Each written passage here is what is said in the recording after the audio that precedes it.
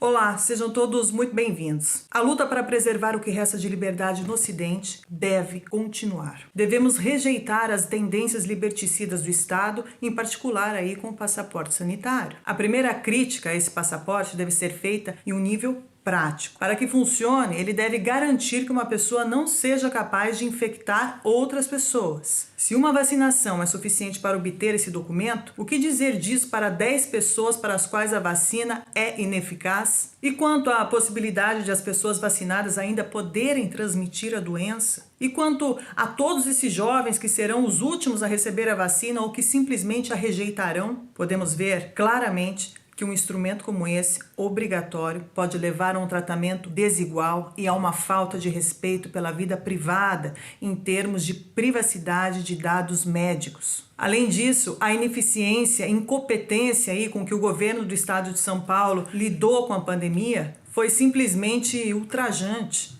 Além do show teatral aí posto todos os dias por João Dória e seus comparsas num palco cheio de ilusões, artifícios midiáticos e de propaganda no melhor estilo hollywoodiano, de filmes catastrofistas tentando vender para a população uma eficiência inexistente. O fato é que no maior e mais rico estado da União, esse que estufou o peito aí para falar que usou a ciência, morreram até hoje mais de 90 mil pessoas. Ou seja, 2.089 pessoas por 1 milhão de habitantes, o que coloca o estado de São Paulo, se fosse um país, no 7º lugar do mundo, muito na frente do Brasil. São Paulo foi o estado que mais usou as medidas restritivas, foi contra o tratamento precoce, fechou os hospitais de campanha e demonstrou total falta de planejamento e de arrogância, apesar aí de encher a boca para falar de ciência todo santo dia. As mortes em São Paulo por falta de leitos é a clara demonstração da incompetência e do pouco caso do gestor público, que é o preferido e o queridinho aí da grande mídia. Um grande líder não se exime de responsabilidade se escondendo atrás de mentiras ou usando um bode expiatório. O governador ainda defendeu a obrigatoriedade da vacina e apresentou uma vacina que tem uma eficácia somente de 50%, ou seja, complicando ainda mais a ideia de um passaporte sanitário eficiente. Mas o orgulho, do poder político não conhece limites. Então, os fracassos do passado não impedirão os fracassos do futuro.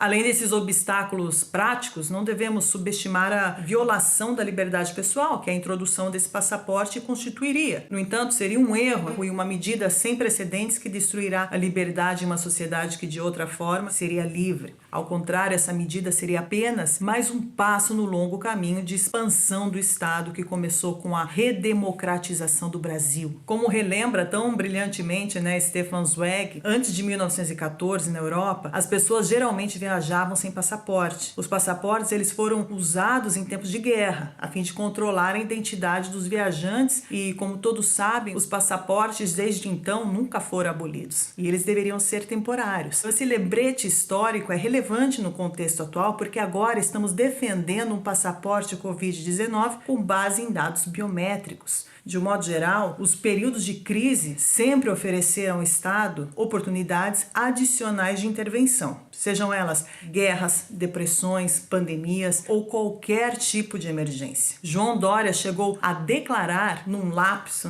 ou não muito revelador, e ele disse: "Vocês me elegeram para cuidar de vocês." Um ato messiânico e populista em pleno século XXI. Nas últimas décadas, assistimos ao desenvolvimento desenfreado do estado de bem-estar por parte dos fabianistas, liderados aí pelo PSDB e PT. São 24 anos de mais Estado. Isso justificou restrições à liberdade individual na forma de níveis cada vez maiores de tributação, aumento da dependência do Estado e redução da escolha em áreas chaves como a saúde, o bem-estar e a educação. As discussões em torno de um passaporte sanitário se encaixam perfeitamente nessas duas tendências. Uma crise de saúde de um lado e um estado de bem-estar onipresente do outro. Infelizmente, existe pouca oposição às inúmeras regulamentações que dificultam o dia a dia dos empreendedores e empresários que geram empregos. A introdução do passaporte sanitário seria mais uma interferência do Estado na sua vida. As razões para um provável estabelecimento desse documento certamente não estão relacionadas à sua saúde. Lembre-se de que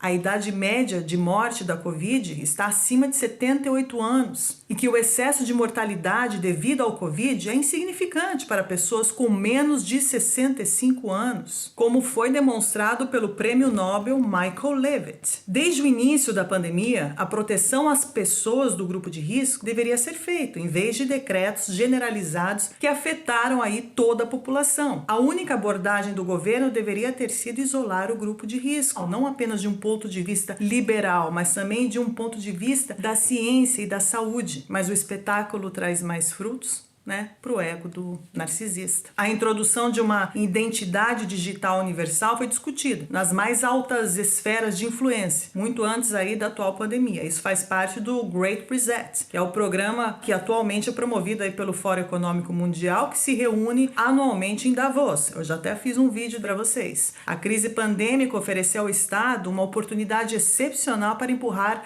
as maiorias ocidentais para a aceitação deste tipo de identidade digital sem precedentes. É óbvio que no campo da saúde, tal identidade digital não poderia se limitar a confirmar a ausência do Covid. Não me parece exagero pensar que poderá ser utilizado no futuro para mostrar a lista exaustiva e personalizada de bens e serviços a que terá direito, tendo em conta o seu estado de saúde em cada momento. Bom, muitos argumentos foram apresentados aqui contra esse passaporte sanitário. Cabe a todos fazer o possível aí para evitar a sua introdução. A luta para preservar o que resta de liberdade no Ocidente deve continuar. Devemos rejeitar as tendências liberticidas do Estado a qualquer custo e nos reunir nas praias, nas praças, nas estradas, nas esplanadas, nas ruas. Não devemos desistir nunca da nossa liberdade.